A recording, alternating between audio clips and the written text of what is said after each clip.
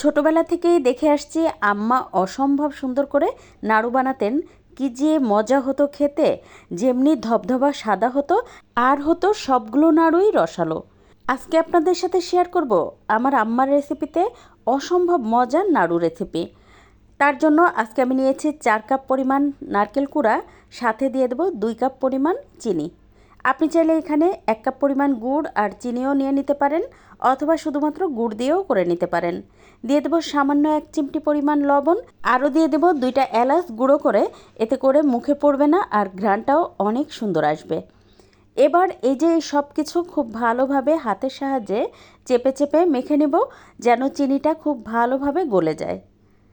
আর এই কাজটা কিন্তু একটু সময় নিয়ে করতে হবে, যেন সব কিছু খুব ভালোভাবে মিশে যায়।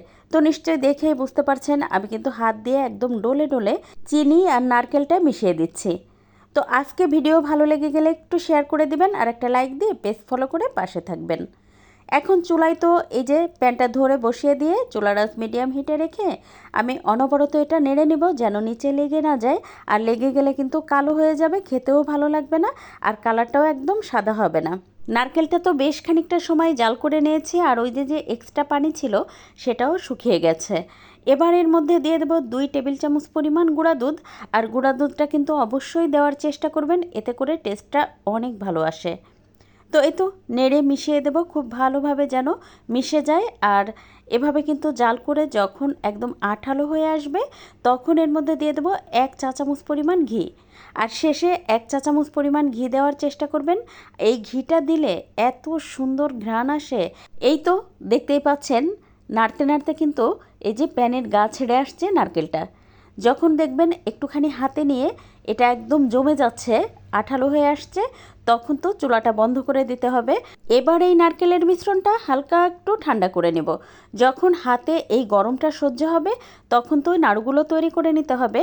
আর হ্যাঁ, নাড়ু কিন্তু অবশ্যই গরম গরম অবস্থায় তৈরি করে নেবেন। এই যে নারকেলের মিশ্রণটা যদি পুরোপুরি ঠান্ডা হয়ে যায়, তাহলে একদম ঝুরঝুরা হয়ে খুলে আসবে, নাড়ুগুলো হবে না। আর বানাতে বানাতে শেষের দিকে যখন দেখবেন একদম ঠান্ডা হয়ে গেছে, তখন তো ঝুরঝুরা হয়ে পড়ে যাবে। তো তখন চাইলে কিন্তু আরও একটু সময় 1-2 মিনিট মতো এই নারকেলের মিশ্রণটা গরম করে আবারও নাড়ুগুলো তৈরি করে নিতে পারেন। তো ঠিক একইভাবে আমি তো সবগুলো নাড়ু তৈরি করে নিচ্ছি। একদম পছন্দ মতো কতটুকু আপনি রাখতে চান সেই বুঝে আপনি নাড়ুগুলো তৈরি করে নেবেন। আর আজকে আমার সবগুলো নাড়ু তো দেখতেই পেলেন আমি একইভাবে তৈরি করে নিয়েছি। এটা খেতে অসম্ভব মজার হয়েছিল। আমি একটা আপনাদের সাথে ভেঙে শেয়ার করছি, দেখেন এই যে কতটা রসালো দেখাচ্ছে। আর এই নাড়ুটা খেতে অনেক বেশি মজার হয়ে থাকে। আপনিও চাইলে এভাবে নাড়ু তৈরি করে নিতে পারেন। আজ এ পর্যন্ত, কাল আবার নতুন কোনো ভিডিও নিয়ে দেখা হবে ইনশাল্লাহ।